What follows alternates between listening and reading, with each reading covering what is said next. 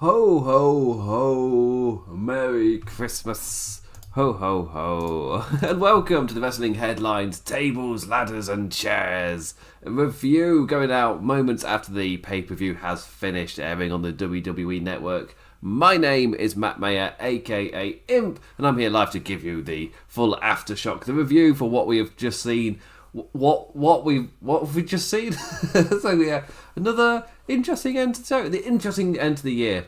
As I've been announcing on the NXT and Raw reviews, this is my final WWE thing of the year. I'm tuning out after this. This is my final note of the year. Little did I know, watching this would be my final show of the year. That match, that final match was my final taking away point for WWE of the year. We'll just make a note. Often I just quite like to talk about pay-per-view as a whole before I get into the big talking point where, as you can tell by the graphic on screen, I'll be talking about the Inferno match first. But the pay-per-view as a whole, I really enjoyed it. Absolutely flew by. Quite often WWE, there's that issue of the pay-per-views either feeling a bit long in the tooth or they outstay their welcome, which is an issue with Raw quite often. But this, to be fair, the Thunderdome pay-per-views, aside from Survivor Series, the Thunderdome pay-per-views have all been hits. They've all flowed like this, where they've had those maybe three big matches, which have all hit or done relatively strongly, and then three other matches where maybe they don't, but they're fine. There's nothing wrong with them. TLC, I felt like was a bit higher than that because the three matches that were not like your main big ones, they all relatively had their own kind of strengths as well. Especially Sasha Banks Carmella, when I get to that, I really enjoyed that match. Both tag team matches were fun as well and had reasons for existing. But yeah, and the top three matches all delivered in the ways that they were kind of hyped to deliver, and they all hit all of those marks. So can't really complain. I thought this was a fantastic pay-per-view in terms of pacing and blasting through it. I wasn't fatigued. Fatigued, that's an odd way of saying that word. I wasn't fatigued by the end of the 3 hours watching that show. So yeah, a strong way to end the year with a solid card looking at it. I saw quite a few people beforehand just saying how solid they thought the card looked, and it hit me whilst watching it. It's they're all right. I don't really see a super weak point on this. Especially with Charlotte Flair being revealed as the returning person, because I'm just as the mystery partner for Asuka, because I just watched this. Yeah, that Raw division needed Charlotte. They needed somebody, because Asuka had nobody to defend against. It's been a nothing reign. There's a reason she's fighting for the tag team championships. Literally nothing to do. So yeah, it was a very strong pay-per-view. So thumbs up all. It feels good. Thumbs up all around. Because I thought the last pay-per-view I did would have been, technically Takeover War Games. Because talk about that. Yeah, I didn't directly cover that, but for me that was a bit of a disappointment. But Survivor Series I thought as well was a bit. But yeah, aside from Survivor Series, aside from War Games, that blip of November, aside from that, yeah, it's been pretty solid. And it was yet another solid one, and ending in a very unique way with Randy Orton and The Fiend in their Firefly Inferno match. This is a case and example of the current Thunderdome world with their being able to pre-record to edit, and what comes with editing is multiple takes of things. I get the, and you get set up shots as well. Again, less like a wrestling thing and more like a television thing that happens to be wrestling, where you're doing actual editing around it. You're stopping to then set up the next shot, and you're doing that. So it's not really the flow of a standard match. For example, I fully expect Meltzer and Alvarez to say they can't give this any stars, purely because they can't rate it as a wrestling match, so they can't give it any of their wrestling stars, because it's not really. It's more of a piece of production, I guess, in the style of wrestling. It's an odd one. I feel like this was their strongest effort in that regard. As wacky as it was, I feel like this was their strongest effort in the doing a match that's been edited around and pre-recorded beforehand. And they've clearly stopped, set up shots, gone to the next bit. I feel like this was their strongest effort in that. The other ones, especially the cinematic matches, have been extremely hit or miss, or extremely. I was going to say avant-garde, but I mean different. I don't mean as artsy as avant-garde. But I guess, yeah, just different, I guess, a different way of putting it. Forgive me as I rub my eye. It is 3:30 in the morning on Christmas week, nonetheless. Ho ho ho! Hence the Santa hat. But yeah, I felt like this was one of the strongest ones. Like the editing wasn't jarring. Yes, it would sometimes jump a little bit, but the sole focus of they wanted it to still flow like a match. Where I feel like the greatest match ever had a bit of there were too many other things happening in the greatest match ever for you to be able to watch it just as a standard match. And ho ho ho, Merry Christmas, Sam, all the way from Australia, where you are now about to enjoy your figures out time zones day. I want to say day. It'll be day in Australia. Yeah, you're entering the day. That's right. Yes, I've done shows with you before. I know how things work. But yeah, TLC was incredibly strong. And before I get into the guts of the match, we'll just plug, as Sam pops up in there, I plug the end of year awards. I've literally just gone up thanks to Sam over on the Wrestling Headlines website, which I finally stopped calling Lords of Pain. It's only taken me half a year. But they are live. It's the afternoon. Good God. Time zones, right. But yeah, it's the end of year awards for Wrestling Headlines have gone up over on the website if you want to go and check that out. It's there's multiple categories. I was going to be more specific, but if you go to the link, you can see all the multiple voting categories that are there. We do this every single year, and the turnout is always great. It's fantastic to see so many people turning out to such a thing and taking part, and you get quite an interesting consensus as well. And I don't know if this has been able to track what us economists have voted beforehand, or what before the votes actually have come in. I have voted earlier today, so it's an exciting time seeing what the consensus of the community have decided is the best of the year. Yeah. Anyway, the end of the year post is over on Wrestling Headlines right now. If you want to do your votes whilst you're listening to me rabbit on. Just listen to me rabbit. Don't do Chaz and Dave references. Not the audience. Right. Yeah, let's do random British acts from the 70s. What's wrong with me? Inferno match. Light your opponent on fire. Sounds simple enough. Can't really go there. And then you add on to the fact that it's the Fiend in a match like this. And immediately, I think, from the consensus on Twitter, a lot of people were expecting just the normal kind of setup we've had before. We got them inside the ring, but they're practically locked inside the ring because there's flames on the edge of it. And I think I was another one just kind of expecting that because that's what they'd done beforehand. But here the idea, and I saw before I could respond to anybody on Twitter, because I was making notes as watching the match, and then I saw on people on Twitter there were quite a few replies of, "Wait, where's the fire?"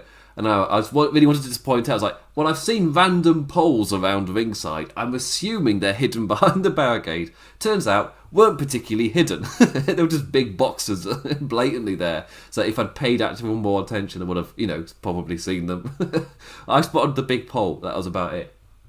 But yeah, so they did the setup of behind the barricades. And in terms of a visual, 10 times better.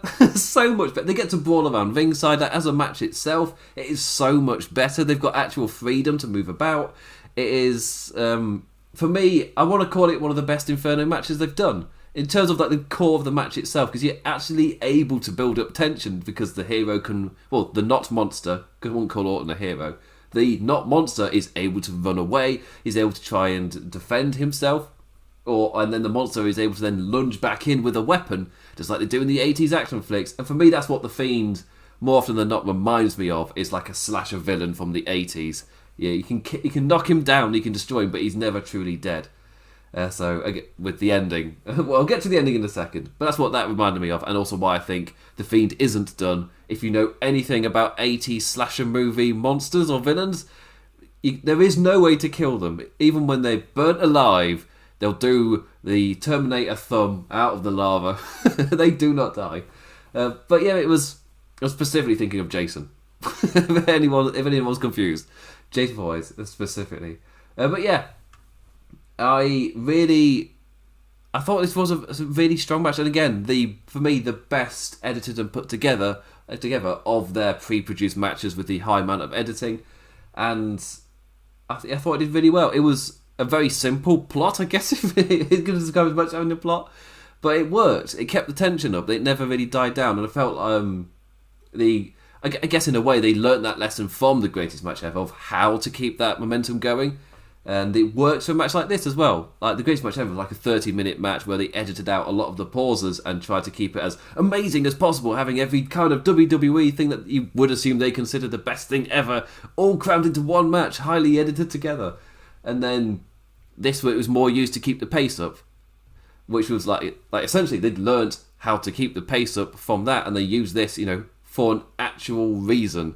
As in, plot-wise, we have a reason to do this, not just show-wise. I think that really works. Hola, Daniel Perez. Don't know why I said hola. I'm very tired. Yeah. But anyway, I felt they did a really, really strong job editing the Inferno match together. The end, maybe not so much, but that's like a WWE having a stab at practical effects. It was a stab at it.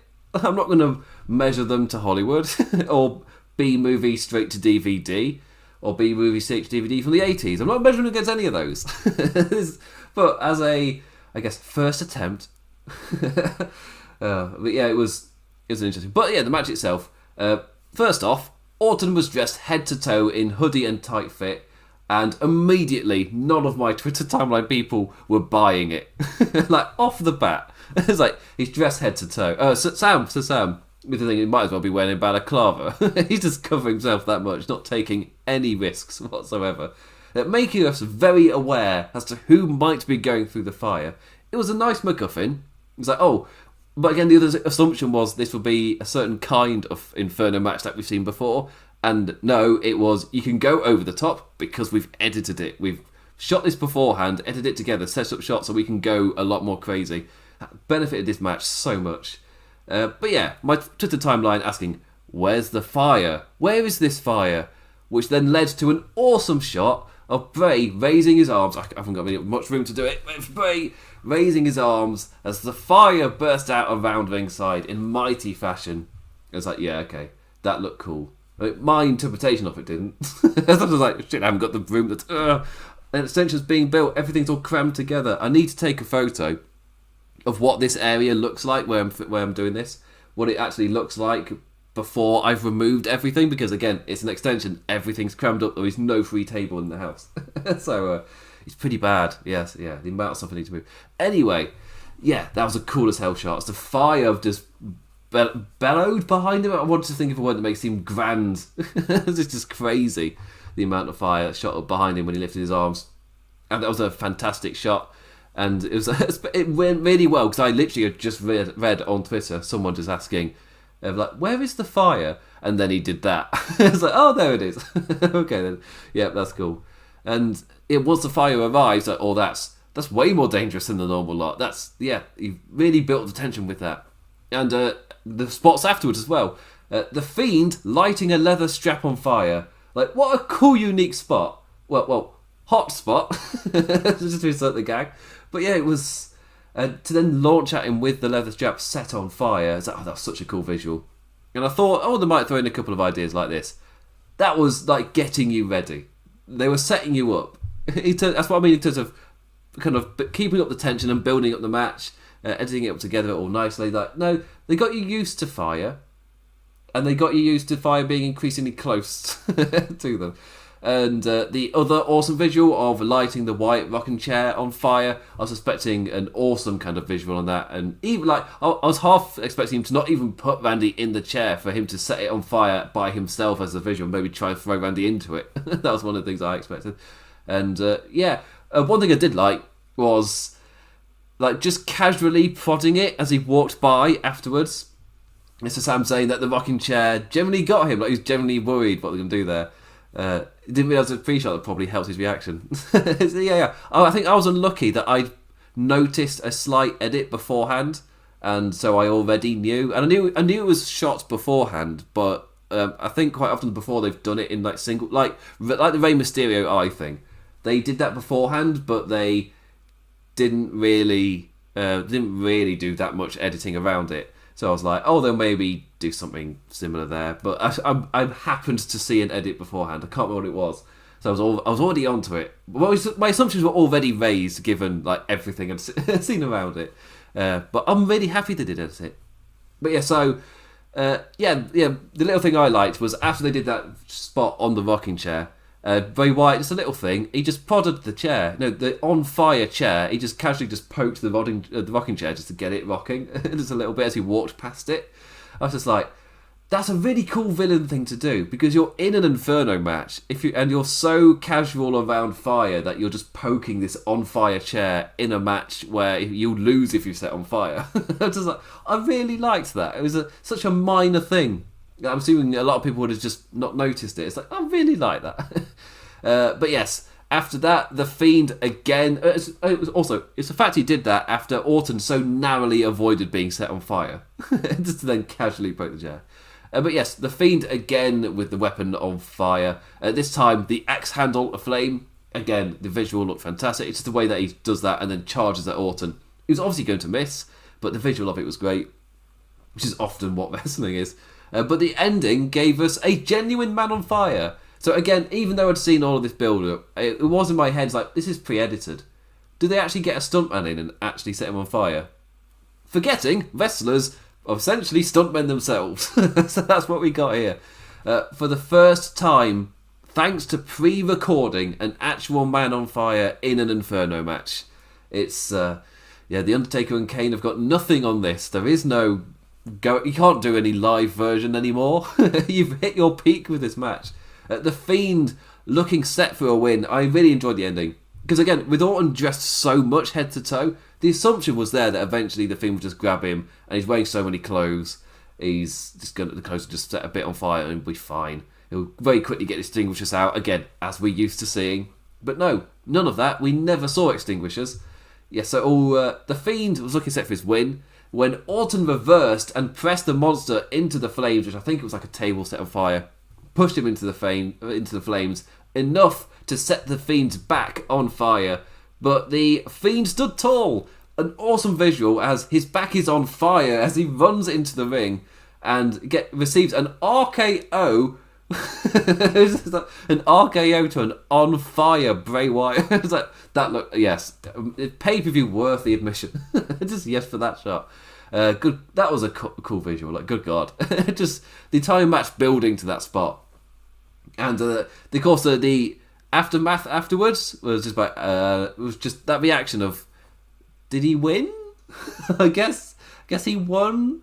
That's how that was, because his back was set on fire. I guess that's what happened there. So the assumption, did Vandy win there? But instead of leaving, he poured gasoline all over the Fiend's body and let the match wither before setting the corpse of the Fiend aflame, or post RKO body of the Fiend aflame. And so for multiple shots, I feel like they probably should have only changed out the body for the final shot. If you're editing it that much, because he's letting it wither the match. I feel like that's quite a cool way where it's like, what is he thinking against this? Because it's such a big jump up from the normal violence he does, and in kayfabe. And when he was doing that, quite a few of the side shots, because it's still Kevin Dunn production, so you need every camera angle under the sun whilst he's having his little think. And quite a few of them showed the body of Bray Wyatt, but that it was the kind of put together one. So it's like a mixture of the two shots, where sometimes you would get Bray still lying there, sometimes you would get the doll version, which is to be set aflame. I was just like, just don't show the doll ones. Like, it's probably not that difficult. I would have gone with the left side of Bray. So you are at least cutting back to Bray lying there before you don't do the close up on him, because then you're just expecting, like with when they do the push off the top of a van or something, and there's so blatantly a pad there because they don't pan away or anything, you just stay there. It's just, so at least you have your side. It's edited, you can do it. You don't need to show me the body. You've edited this.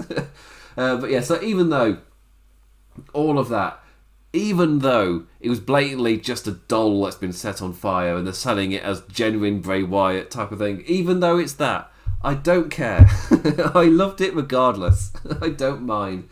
And it's one of the things where I'm like, I've got no idea where you'd go with this afterwards. Like, unless he Jason Voorhees is it? That's really hard to say. Jason Voorhees is it? Unless he does that, he comes back for Friday once again because he's that unkillable monster, regardless of what you do to him. Like, unless they do that, can't possibly.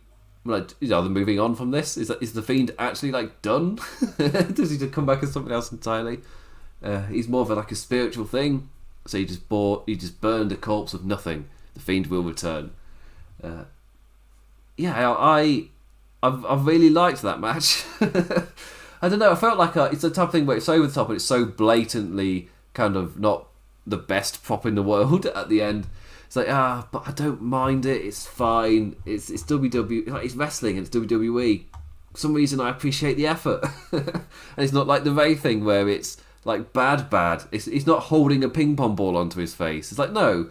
Like, he was generally on fire, and then they sold it, and we got to see a big fire. Yes, it was doll on fire, but we got to see big fire. Pretty flames. We got to see that as well. So yeah, a wacky match, a certainly unique match, and one that left me with an interesting feeling afterwards. It was certainly a strange one, but I come out of it like, no, I generally enjoyed my time with that. As wacky as it was, don't mind it. I don't mind a bit of wackiness in my wrestling. And that was pure nonsense, but I was up for it. Maybe part of it is I know I'm not watching Raw for like 2-3 weeks after this, because even though I'm returning to wrestling, I've got Wrestle Kingdom, so I'm not going to be able to really take in any Monday Night Raw. So I'm gone for like 3 weeks. So it's just I'm fine with it. I enjoyed it. I'm happy this was my send-off. As weird as it was, I'm happy I got a memorable send-off rather than a crappy one. And what helped as well is the rest of the show. I feel like it's a very, very strong time to then switch to the rest of the show with Roman Reigns, Kevin Owens. Ooh-ah, ooh-ah, ooh-ah, ooh-ah. I need to get I've got a thing up. Pop point with me is going, ooh-ah, ooh-ah, ooh-ah. But yeah, tables, ladders and chairs. We've got 2 of them. That was this pay-per-view. Both the men's championships were on the line. I feel like I don't need to give a score for that one, do I? I don't really give scores. I think thoroughly entertained in spite of it being nonsense. Didn't really care that it was nonsense. I enjoyed the fire. There we go. But yes. So our first tables, ladders and chairs match I will be talking about was the second one on the night. The Universal Championship, Roman Reigns versus Kevin Owens. And when this was airing, I felt like I was with everybody. I was honestly surprised that this didn't main event. It's been a really solid build with such a strong champion in Reigns. And I thought it was an odd one. You can tell by the promo package alone that it's been a strong build on Roman Reigns. It's a really strong character. So to not have him main event felt a little weird. But then given the main event we got, it's like, I feel like we might have been taken out of it were we to watch this after, the Bray Wyatt Dollar Flame thing. It's like, okay. I kind of understand that. You would have probably struggled to get back into this one because you'd be thinking about whatever that was at the end of the match. But here, and the match itself, the match starting in an element of surprise with... Is my Santa hat falling off? In the element of surprise with KO jumping Roman, cannonballing over ringside and taking full control of the fight. Almost like it was a genius idea to bring out Jey Uso right from the start and take him out of contention. KO swinging a chair at the man's foot in response to an attempted super kick, following up with another swing and fully taking the man out. Reigns flew in with a drive-by, but Jey Uso had officially been taken out of the equation. It bloody worked. Well done, KO. I rattled through what happened. I just wanted to get the kind of point across. KO was painted as a smart baby face. We've seen that twice this year. Crazy. Drew McIntyre, for the majority of his reign, painted similarly not stupid and smart. Kevin Owens here was like, well, my strengths are in this kind of brawly street fighting kind of scenario, so I'll just turn this match into that. So and the match did pretty much follow that pattern. It never kind of broke out from like a brawly street fighty kind of thing, and that tone was set by Kevin Owens because that's a tone he will benefit in. Give him the greatest chance of it's just. And of course he gets to take out Jey Uso, as in cause him out right at the start. No risk of him running out and costing him right at the end out of surprise. No, he's called him out now, he can take him out now. It didn't work. It was just that you got to really see Jey Uso just fight through the pain and sell what he's willing to go through for the head of the table, for the tribal chief, for the family. As in, he may have a properly injured ankle, but he went through that pain for the family, and that's what's painted throughout this match. As in, it's not that easy to take out Jey Uso, was the story we got tonight. But over the course of his defences, the cracks in Roman's dominance beginning to show. This time, Drew, on his lonesome for a lot of it, as he took out his anger on his challenger, with Jey Uso taken out with that chair to the foot. I loved the feel of this match. That street fight nature I was talking about. This brawl of a TLC match. It wasn't your standard lots of spots stuff. I think that's become my least favourite TLC, just because they've been around for so long. If you're just going to do spots without a story now, you're going to struggle to get me into it.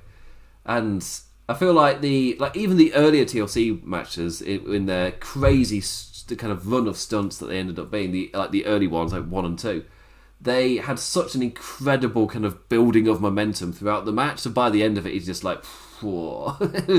They stand up today, even after all of the TLCs we've seen. Those first two, just the pace of them and the way they build, they stand up.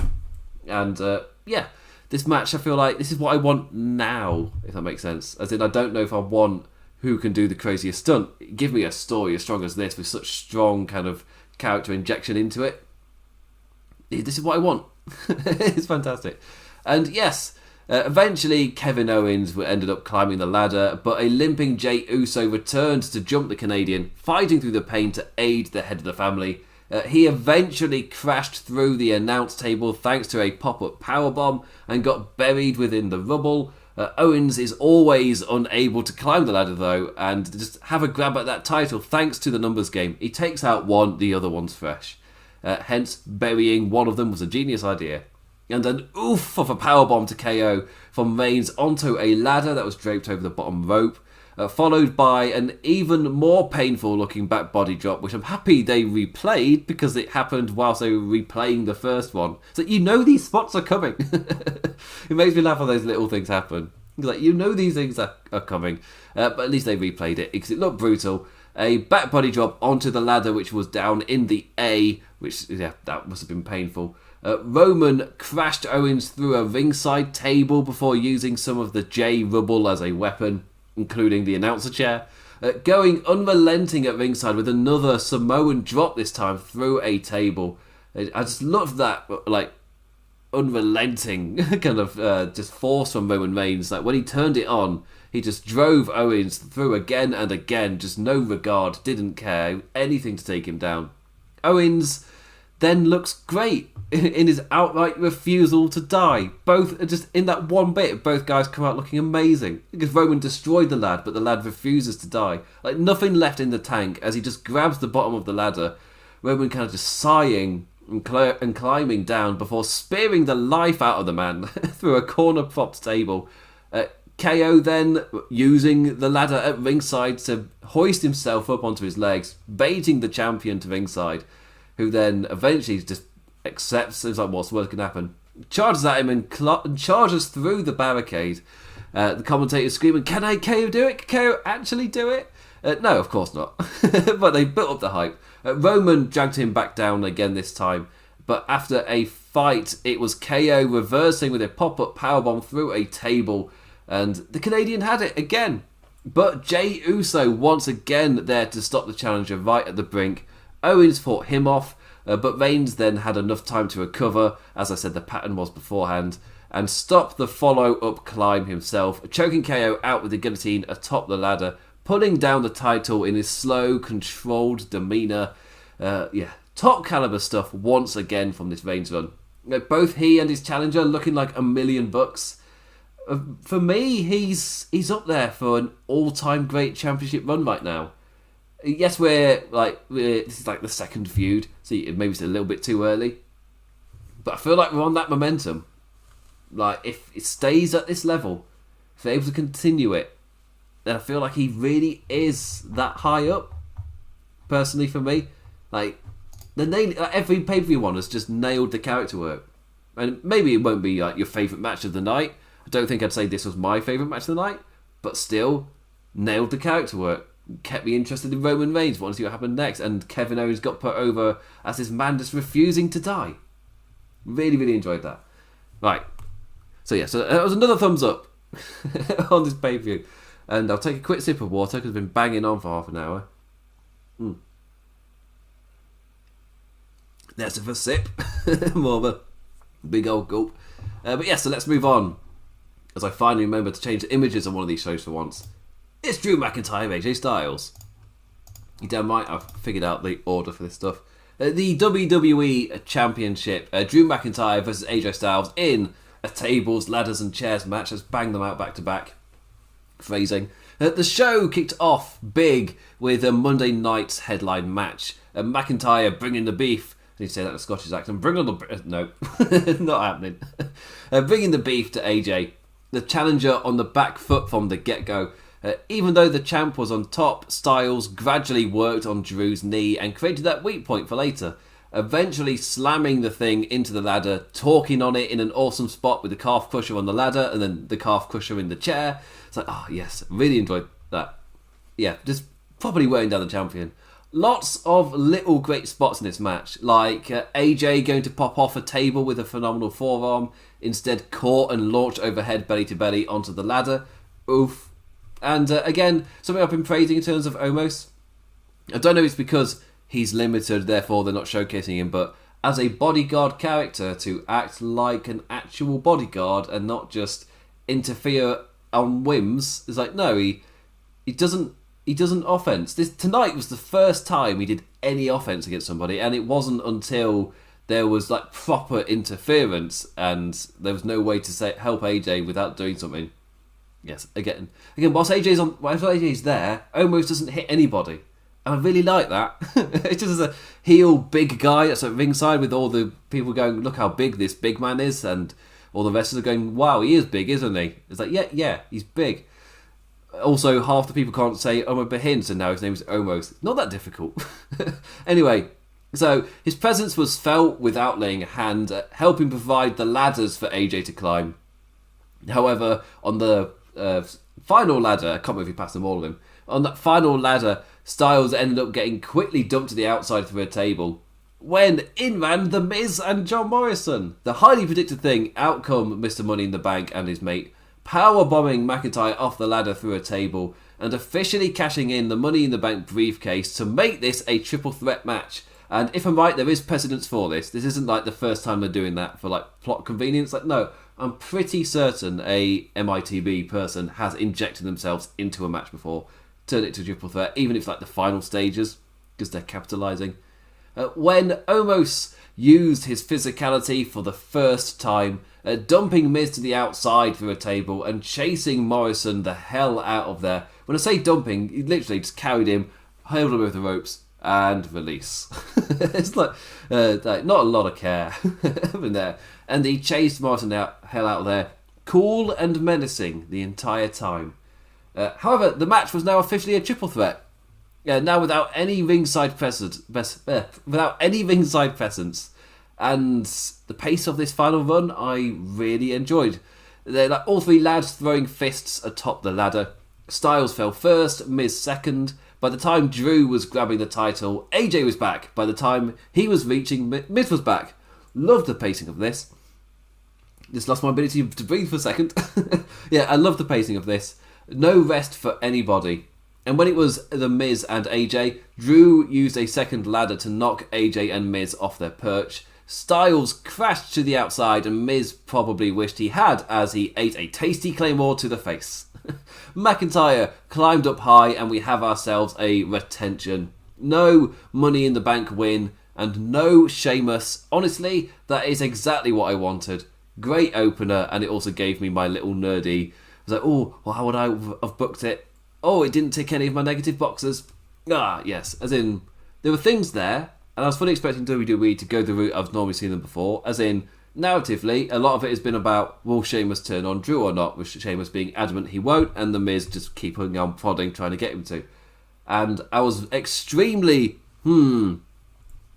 just expecting Sheamus to run down when Sheamus wasn't mentioned in the pre-match promo.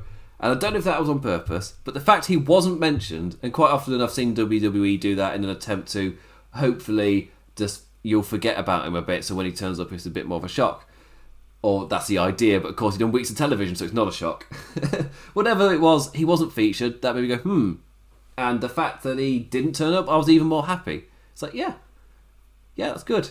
Yeah, he didn't run in, and he didn't have The Miz win the championship for some reason. You keep Drew retaining, he feels like a strong champion, and now you can have Sheamus kind of get angry and react later down the line. As in, actually keep them friends for a bit. Show a fracture starting to grow. You're getting that example in AEW. Just use it. They've shown you how to do it over a much longer period of time. So assuming Drew McIntyre and Sheamus have wrestled by WrestleMania, I don't think they'll be on the card itself. But at least they will have had a story that's gone a certain distance. And Sheamus's turn, you've seen the crack start and then he turns, rather than, I've turned now. Which is quite often the WWE way. As in, we've given you the context and exposition that we're friends, and now it's time for me to become the bad guy. It's like, not my favourite. So yeah, but really strong match, really strong opener. Really thoroughly enjoyed it again. Next up, it's Sasha Banks Carmella. And yes, that's how I will be pronouncing her name the entire review. That was not planned, and I don't want to do it. SmackDown Women's Championship. Sasha Banks versus Carmella. I've not watched Smackers in weeks. So I've watched clips on YouTube, so I've been able to keep up with certain things, but the Women's Championship I haven't entirely kept up with. It's just the odd gif on Twitter, really, and what people say. So this was my first proper introduction to the new Carmella. And first impressions, hey, the entrance is strong, and she both fits and works the character well. So not much in the way of complaints for me. Vince loves this gimmick, and finally he has the right talent to work it. We've had Eva Marie, we've had Emma. Just in this half decade, we've had Eva Marie, we've had Emma. Finally, we've got Carmella, and she's perfect for it. She seems to fit it. So it feels like it's a great evolution from a previous gimmick. I feel like I can take her so much more seriously with this gimmick. I felt like this pay-per-view really showcased that and how it gels really well with her in the ring. Also, Reginald, you are over. I think he had a surname. I want to say it was something boring like Thomas. Reginald Thomas. But I'm calling him Reginald. Reginald, tonight he got over. With an amazing catch. As he seemed to generally save Carmella from a nasty landing before helping her take down Sasha.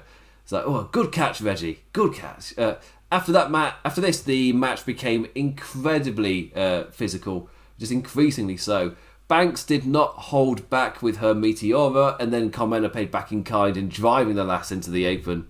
And on this night, we got our latest Sasha is Crazy.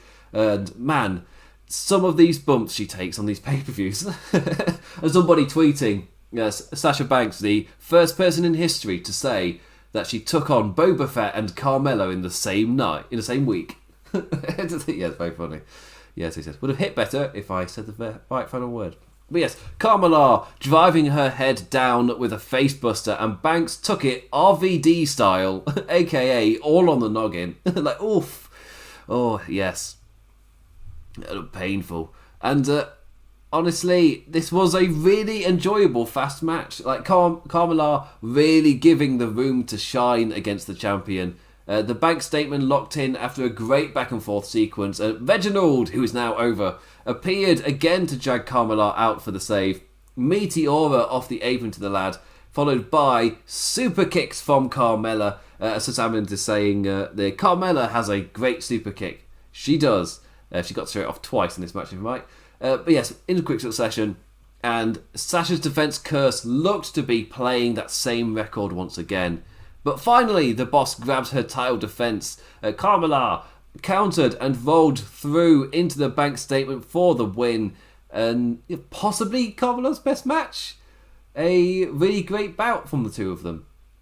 Generally, it was so quick, it was so fluid, especially this back and forth submissions. I thought they were incredibly fluid as well. Lots of like little details for one to get back over the other as well. It wasn't just Banks, it was also Carmella. So yeah. I was, throughout that review, I was really, dreading the fact I was like, maybe it wasn't a good idea to, at the start, just randomly decide, yes, her name was Carmella. Review ruined. But yeah, really, really good match. Highly recommend it. And like I put out a tweet afterwards, just like, you know what? I think I enjoyed that match more than I did the Drew AJ TLC. It was just, I really, really enjoyed it. I don't know what, maybe I felt like didn't have all the tables, ladders, interference, carnage. It was just straightforward, one-on-one. You got Reginald, who's over on the ringside, and it just, yeah, the whole thing worked. And he got such an incredibly fluid and also kind of violent feeling fighting going on in the ring. Yeah, highly recommend it. Like, if you've not watched the pay-per-view, it's not just the TLC matches this year. You had Bray Wyatt, Set Aflame, and you had Sasha Banks, Carmella in a genuinely great match. Yeah, really, really enjoyed it. I felt like, again, when I built up the other Thunderdome shows, quite often that's what they were missing. Like, you have 3 matches that were fantastic, 3 matches that were fine.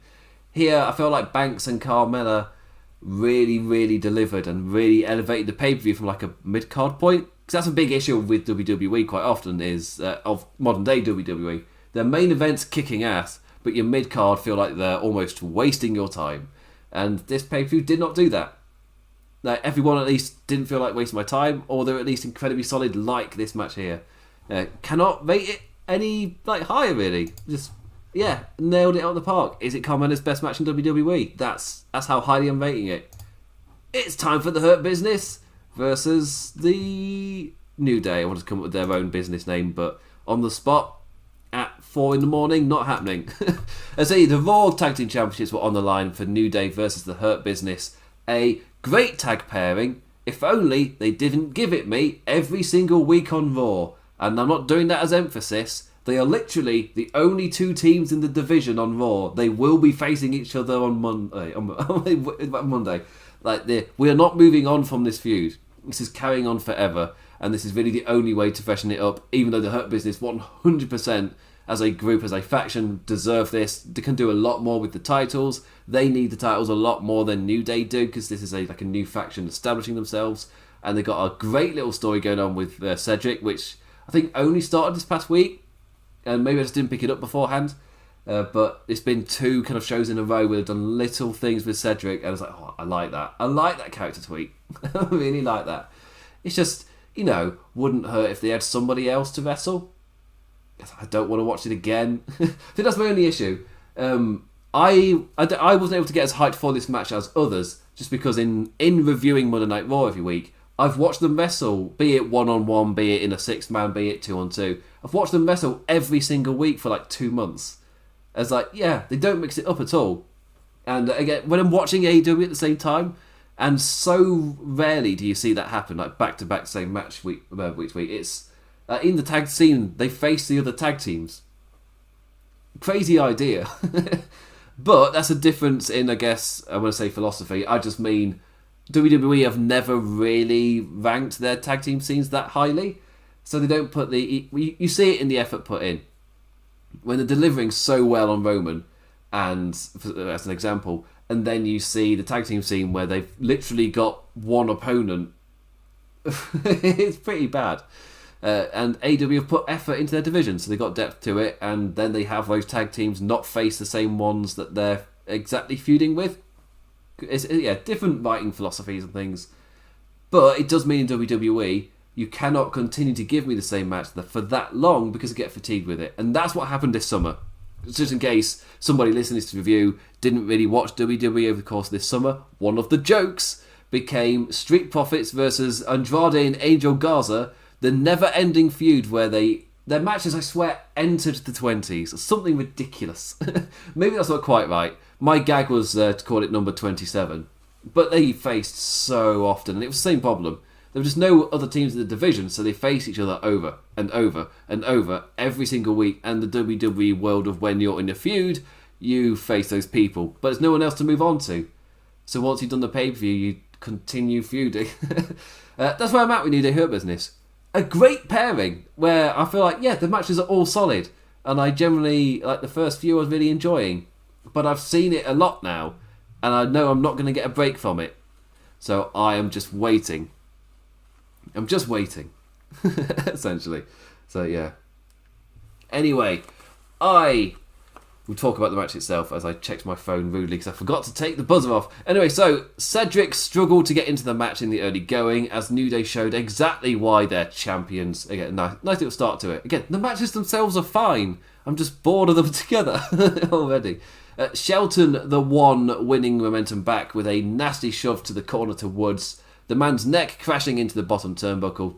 And our heels fully capitalised on wearing him down, leading to Kofi having to fend off the business 2-on-1 in the match, having a strong contest with Shelton in particular. Benjamin hyping to follow up from a top rope suplex, which was awesome, the pop-up one because he's so athletic, when Cedric tagged himself in. Shelton pulled a face, and Alexander delivered the lumbar check for the win. Forgot his surname temporarily. And we have new tag team champions. Great for the Hurt Business. Doesn't really mean much if we only have 2 teams in the division. But it's great for the Hurt Business. Great to see Alexander slotted into this Hurt Business so well. And that nice little character thing. Yes, to Sam in the chat is like, loving how Cedric took the tag in. Cedric Hungry. I did the voice. I did the Johnny voice. Cedric Hungry. Let's not go into who does it in Community. Oh, what's her name in Community? Gillian Jacobs. Jesus Christ, wrong me. Yeah, me so hungry. Anyway, Shelton putting that face in the moment, seemingly following on from Raw, where Alexander was not exactly 100% acting within the unit. Where, if I'm right, he got the win for his team, then ran up the ramp celebrating by himself, like, yeah, I got the win. As MVP and the rest of the Hurt Business are just stood in the ring. Essentially, they were just expecting Cedric to join them as they do their "We are the faction and we have won" pose in the ring, while Cedric was just on the ramp, just joyous, just taking that, celebrating, like, yes. Whilst MVP was putting a face in the ring. As in, like, this felt like a nice progression from that as well. Now, I love that, and yes, John Silver is the best. He is the best. in being the elite, he's fantastic. I love John Silver. I stand John Silver. I hadn't watched Being the Elite in ages. Then as soon as I watched one, I was like, yes, John Silver, you're my boy. Immediately into the boys' stable. Love you, John Silver. On to the final match that Imp has to talk about of the night. I've done it in decent fashion. I've got there in about 50 minutes or so. So I'm only, mostly blurry-eyed. So we'll see how it goes. But the Women's Tag Team Championships were on the line. Nia Jax and Shayna Baszler versus Asuka and Toriana Pose. Who is it? Who is the mystery partner? It's Charlotte Flair. Of course, it's Charlotte Flair. So I'd seen that there were spoilers about. As in, literally, the tweets I'd seen and said the words, there were spoilers about. And I hadn't seen what the spoilers were. But I had seen people reacting to the spoilers. So I was in a weird middle ground when I was coming to this show. So, and I gauged by reaction, without ever seeing Charlotte Flair's name, that it was her, just because, she gets that kind of reaction online. So, well, who gets that kind of just splitting reaction of being perfectly fine with it and being absolutely outraged? Oh, it must be Charlotte Flair. There's no middle ground. Like, if you do a column on Charlotte Flair, maybe I'll do it as a test. I don't know when I'd write it, though. You did this as a test. The comments would either be just, like, fine, like, no high emotion in particular, and then outrage! How can you possibly like Charlotte Flair? Like, there's no middle ground with it between those two. Which, yeah, and I've really hurt my throat doing that. That might have been a mistake. Apologies if I peaked. I don't think I did. The new microphone is very good. But yeah, has the Raw division been desperate for Charlotte Flair's return? The Queen is back. Like, I was so fatigued of her 6 months ago. Like, what with her being on every show for a quick run. Like, by every show, I mean Raw, SmackDown, and NXT. Charlotte Flair was on every single one of them, like, most weeks. It got fatigued of her. They're giving me too much Charlotte Flair. But man, has the break been beneficial. Like, she now enters a division that benefits so much from her being in it. And I'm not fatigued anymore. Like, scarily enough. So, even though I was fatigued 6 months ago, I've not seen Charlotte Flair for 6 months. Now I am not fatigued. I'm not going to stay of that opinion of, Charlotte Flair. Well, beforehand for me, it was purely out of fatigue. I was still enjoying her work. It was just too much of it. and I kind of got a bit, and especially with the NXT one, we didn't seemingly have much direction to it, and scary enough, I become unfatigued when they're not there, and I'm all fresh and ready to go. And plus, it does make sense. Nia, the one who took Charlotte out 6 months ago, and now paying for that attack. It's like, yes, I really liked that. And Nia Jax has become a bit of the liability for her team, which has been the story with Lana, where slowly over the course of it, she was calling out Lana as being the weaker link, as not deserving to be on their Raw Survivor Series team. But as the feud has progressed, Nia Jax being so dead set on Lana, she has slowly and eventually become the one taking the losses. She's become the liability she was bullying Lana for. So, yeah. As a little narrative, yeah, I like that. Of course, people immediately laughing of what's actually happened where Lana was just taken out of the match. In the Lana storyline, it ends with Charlotte Flair becoming champion. I'm sorry. Again, if Lana turns up, then yeah, fine. But they did the whole run of injuries, so if she turns up on Raw, it's like super healing once again. That's the only downside of WWE really wanting to give you exact medical names of injuries, which then means when they return relatively quickly, it's a bit of an odd one. Just kind of push it aside. It's wrestler super healing, I guess. But Flair returning with all of her signature spots, from the simple run of big boots to the flying athleticism of the moonsault to the outside, the tag environment making the figure 8 the one move not to see full fruition. She gave it a good go. Flair and Baszler doing their best to lock in their submissions, but it was Flair who adjusted first and rebounded off the ropes with the natural selection for the win. And we have a new tag team champions. Put a plural on it. We have the new tag team champions. A lot of the focus on Flair, but man has this division needed her. It's like, I don't know whether they're going to go with her and Asuka as champions. But all I can say is Asuka legit had no contenders. There is a reason she was challenging for the tag titles. And finally, there's someone to work with. I felt like when Mandy Rose returned, it's like, it's not someone I believe should beat her, but it's at least someone for her to face. And now Charlotte Flair's returned as well. Maybe you got someone for Charlotte Flair to also face. So it's it's positives all around for me. Yeah, suddenly you've got a division, you've got people returning that you can actually use, and it's more than just Asuka, Lana, Baszler, Jax every single week. You got Dana Brooke coming back to work with Mandy Rose as well, but you got people for them to face, and then you've also got Charlotte Flair returning, which is the big one. She will become the sole focus. She became the big focus of this match. Never mind the division. I feel like that's what it kind of will be going forward. But I guess, again, the only outlier is they've also got Mia Yim on the roster.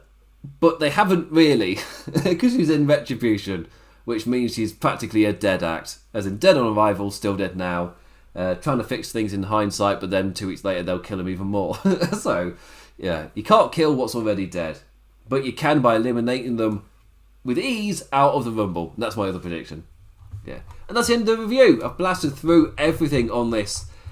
I guess a unique ending to the week, to the run of WWE 2020 with the Thunderdome. I don't know when they're moving to the baseball stadium. I don't know if things have been thrown up in the air or whatever. I don't know what's going to... Again, with Monday Night Raw, do they get a load of viewers tuning in to go, well, what on earth did they do after last week? And immediately, as soon after they're asked for a bit more adult content because what they're giving isn't working, and USA demand a bit more adult content, apparently, they give us the corpse of Bray Wyatt set aflame. So, okay, it's a bit more graphic. If you're able to... if you're able to at least not see... Clearly a doll. But as an adult, I mean, as kids, that would that really terrify you as a kid seeing that? That's a little bit overly violent for what they're used to, for what WWE given for the past little while. We'll see. Was that a sign of things to come, or was it really just the same thing as Rey Mysterio half a year ago? Just, not done incredibly craply. Remember, that was on YouTube at the last second. Oof, save the swear word. But yeah, generally enjoyed TLC. Positive vibes coming out of it. It was a show that flowed really well, and again made me a bit interested of what's going to come afterwards on the television, which again, that's like the main point really. The pay-per-view sells the television sells the pay-per-view. And the pay-per-view sold me on the television with what it gave me. Aside from the fact that I know what the television's like. So it's kind of like outside context is the only reason where, like, over Christmas, I'm taking my time off. I'm going to enjoy it. No wrestling. I'll tune into Twitter. I'll see things. I'll still be able to keep up with what's happened, but I won't be watching the show. I won't be able to give my opinion, really. I can just know on a bullet point that a thing happened. But that'll be about it. That's another review. I didn't say the word review there. I said review because I'm a bit tired. So yeah, you can hit me up on Twitter at the damn Implicat. You can read my columns I post whenever I do post them over on Wrestling Headlines channel. So Sam's been in the chat a lot. You can read Sam's columns. He's been posting a lot more regularly than I have as of late. Again, lockdown, the pandemic's affected us all differently, and for me, unfortunately, it just means not as many columns. And I've dived into these late night reviews instead. Anyway. So, also the end of year awards. Don't forget to go and vote in the end of year awards. I've already done it. Thumbs up to determine your victor in the awards. I don't know. I felt like I had a second half of that plug there, but I didn't. Also, so I will not be back for the Monday Night Raw review, and there won't be an NXT review either. Let's see how much the YouTube algorithms like that. You will still have Lucha Joe. Well, I forgot his name. Really, you'll still have. Our resident luching all over with our daily updates on the channel. So there'll still be videos uploaded. It just won't be these reviews until after Wrestle Kingdom. So I think that's 3 weeks because it's on the 4th and the 5th, and one of those days is a Tuesday. So I'll be doing Wrestle Kingdom in the morning and doing that instead, and then not staying up till midnight because I'll still be recovering from like weekends and stuff. So like New Year's or whatever. Or whatever's left of my New Year's, given what's happened in England recently. So yeah, that's all I've got to say. Anyway, follow me on Twitter. Follow Wrestling Headlines on Twitter as well. I think I've put it all in the description. Actually, I might have copied over the old link for the Twitter, but oh well. On Facebook as well. I want to give that a like. Do all the things you do with the podcast versions because it's out as well. Also, the like, the subscribe, all kind of interactions with us helps in any regard. But yes, comment below. I'll try and get back to you as well on opinions or whatever, be it on the Wrestling Headlines website, be it on Twitter at the damn Implicat, be it here in the comments. And also you can donate on RedCircle if you really want to. I think I've put the link to RedCircle in the description, and there is a link to donate as well. On the podcast versions, there's just a link on the bottom of the actual description just to donate to this podcast. It's nice and simple. It's one of the benefits of RedCircle. Anyway, I am now going to flutter away to Christmas. Do you flutter to Christmas? I don't know what you do. You stumble out from it. I know that. Don't exactly know what you do into it. Yes. So with that, I bid you adieu. Did you enjoy the TLC review? Well, TLC itself, as much as I did. Another Thunderdome pay-per-view that flowed really, really well. And now we go into the baseball stadium era, where crap gets wild. Or it doesn't. We'll see. We'll see what happened with record lows. What do they throw at the wall this time? We'll have to wait and see. So with that, I bid you adieu. Thank you for listening, watching, whatever other version you could do of it. Reading in Braille. With that, I bid you adieu. Well, yes, Merry Christmas, Sam. Merry Christmas to all you viewers. I should do the farewell Merry Christmas. So I hold this pint of water like it's something a bit grander. So with that, I bid you adieu. Ho, ho, ho. Merry Christmas and a Merry New Year. Adios.